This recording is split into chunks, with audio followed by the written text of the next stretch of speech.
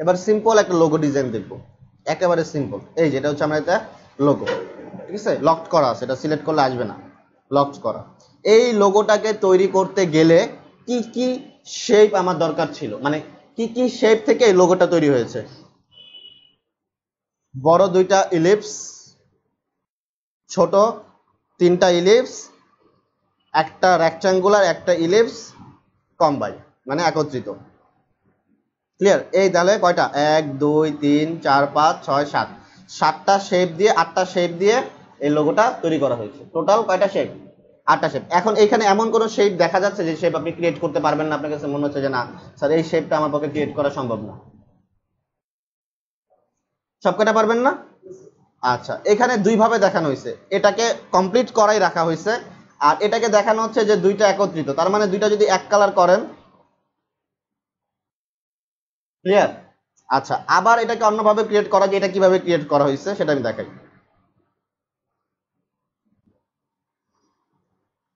এই যে direct selection, path selection, চারটাই ধরবে, তাই তো? চারটাই ধরবে, তাহলে এখন চারটাই কি হবে? রাউন্ড হবে। কিন্তু আপনি কি চাচ্ছেন শুধু উপরের দুইটা রাউন্ড হোক, নিচেরটা রেক্ট্যাঙ্গুলারই, তাহলে আপনাকে কোথায় আসতে হবে?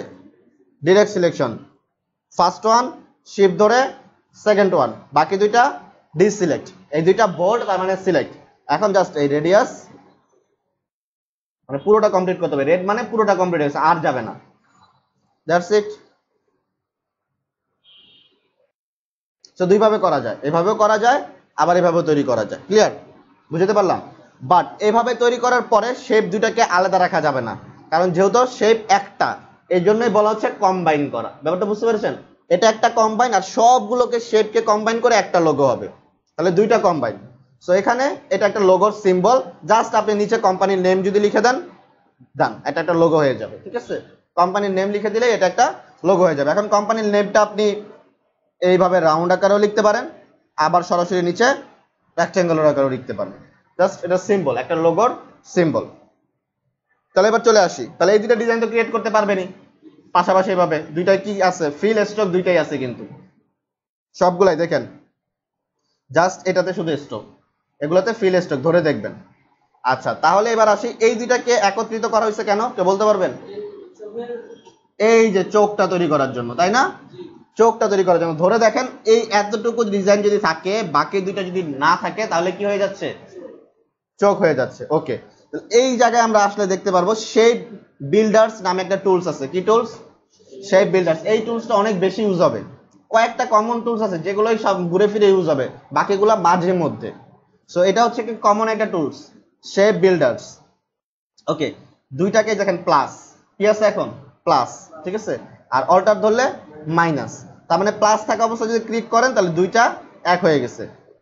যেটা ওই যে তিনটা গাছ নিয়ে একটা ডিজাইন করলাম, তিনটা শেপ ছিল, কম্বাইন করার জন্য তিনটা ধরে টান দিব, যেগুলোর উপরে প্লাসটা পড়বে সেগুলো একত্রিত হয়ে যাবে।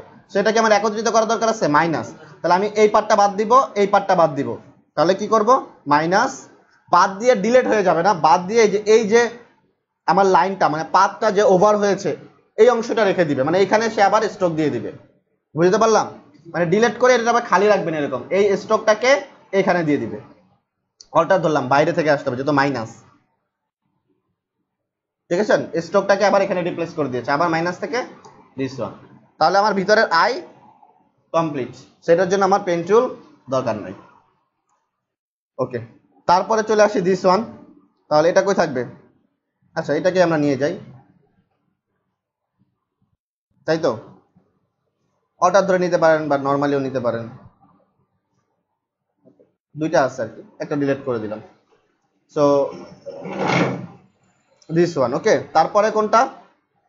এই দুটো, এই দুটো কি হবে? একত্রিত হবে, মাইনাস হবে। প্লাস থাকা অবস্থায় দুটোর উপরে ড্র্যাগ করব, এক হয়ে গেছে। ক্লিয়ার? সো নাও এটাকে এই ক্লিয়ার। এই যে গাইড দেখাচ্ছে, গাইডটা কিন্তু খুব ইম্পর্টেন্ট, বুঝতেছেন তো? তার মানে এখন মিলছে, এক সাইড মিলেছে, দেখেন রাইট সাইড মিলেছে, বটম মিলেছে, বটম মিলে নাই। দিস ওয়ান, এই যে দেখেন মিলানো একটু কষ্ট, যে এখন মিলেছে ইন্টারসেট।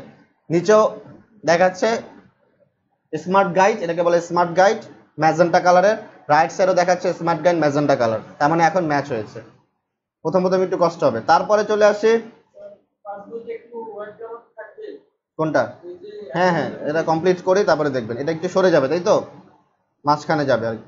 মাঝখানে নেওয়ার সিস্টেম আছে, অ্যালাইন আছে, আমরা যেটা ফটোশপে দেখেছি, বাট আপাতত আমরা এটা ইউজ করব। তারপরে এটাকে ভিতরে নিয়ে যাই, দিস ওয়ান। তারপরে এই দুটো, এটাতে কি যে হাফ মুন তৈরি করবো, তাহলে আমার এই দুটো মাইনাস হয়ে যাবে। শেপ বিল্ডার্স অল্টার ধরলে মাইনাস, শেষ। তারপর এটাকে মাঝখানে দিয়ে রিপ্লেস করে দেবো, দ্যাটস ইট। সরে যাবে।